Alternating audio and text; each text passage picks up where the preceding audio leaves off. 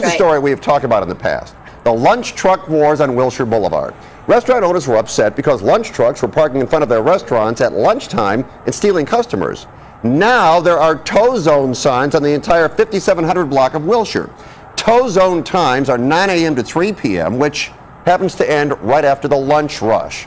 Keep in mind, workers in the area were going to the lunch trucks because they like the food and the price.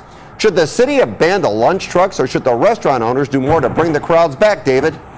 Well, I think this is an unfortunate example of the restaurant lobby having their way with the way the rest of us are supposed to eat. I mean, it's really discriminatory. I sincerely doubt the lunch trucks have a very well-organized lobby to go to their city councilors and complain about this, but you can bet the restaurants do.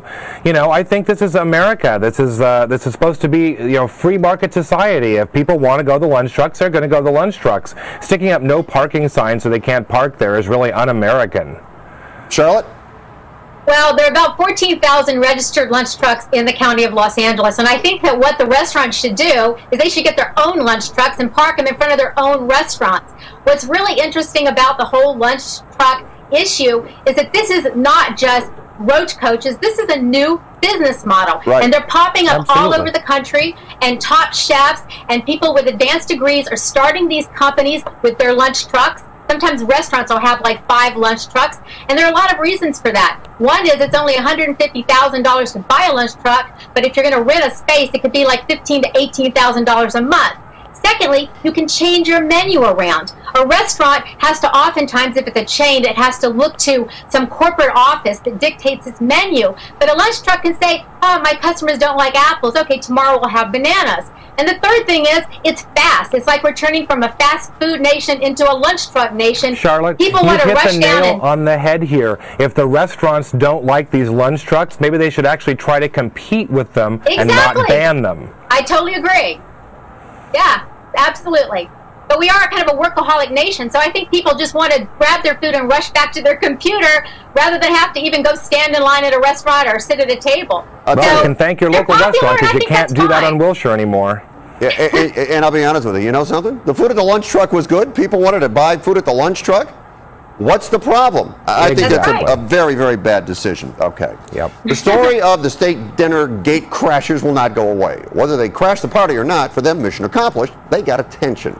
And that was very important since Bravo was considering using them on Real Housewives of Washington, D.C.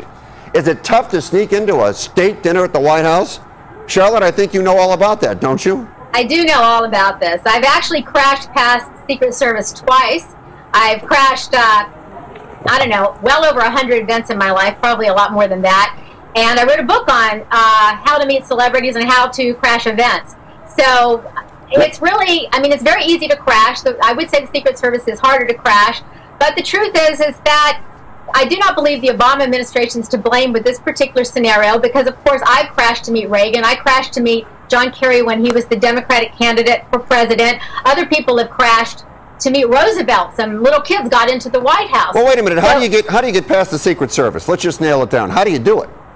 Well, the way I did it 2 different ways. The first time I actually called the White House to try. I wanted to interview Reagan for my book, and they said no. So I went over to the Hilton where I knew some of his people were staying, and I basically got to know one of the employees who got me in. He basically talked to one of the Secret Service guys on the spot. I wasn't on the list, and this was at Walter Annenberg's party in Palm Springs that he had an annual party every year.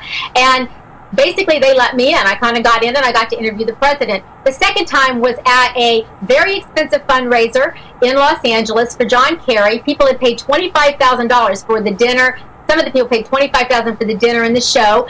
And I kind of jumped in the group of these very wealthy people and was able to kind of just go in unobserved and unquestioned. But I did go through very rigorous security both times. I had to go through the metal detector. They checked my purse. And Secret Service is highly competent. They have secured 10,000 events in recent years, no incidents whatsoever. And so I don't feel that they were out of control with the Salahis for 1 second. There was no risk. There was no problem. And I think they're being unfairly criticized. And I think the Salahis are also, because people are calling them... Wait, Charlotte, we're almost out of time. I want David to talk. Then I want to comment on your report about they're being unfairly criticized. David, go ahead. Well, more power to Charlotte for her ability to get into these high-priced fundraisers and stuff.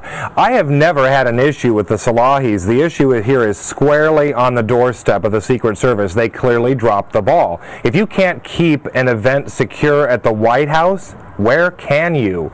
So, you know, I agree with Charlotte that the issue here is not the Salahis, it's a Secret Service. And, you know, I don't really care if you want to sneak in, more power to you. You know, they were frisked or whatever, and they went through metal detectors and that kind of stuff. But in this day and age of terrorism and shady characters and all that kind of stuff, it just doesn't make me feel very good that the White House is not secure. I just don't think it's a very good thing. But I agree with Charlotte. The issue here is not the Salahis. You know, more power to them. They got in, and you know, I think the people with the egg in their face right now is the Secret Service. Well put there. I appreciate your time tonight, Charlotte, who now we've learned you are a spy sneaking into places. But as for the Salahis, I'll say this. It's all about reality TV. They just wanted attention. That's all they wanted. They got it, and I think they got it in the wrong way. You guys have a nice week. I'll talk to you next week. All right, she looks like a woman, but is that a 5 o'clock shadow?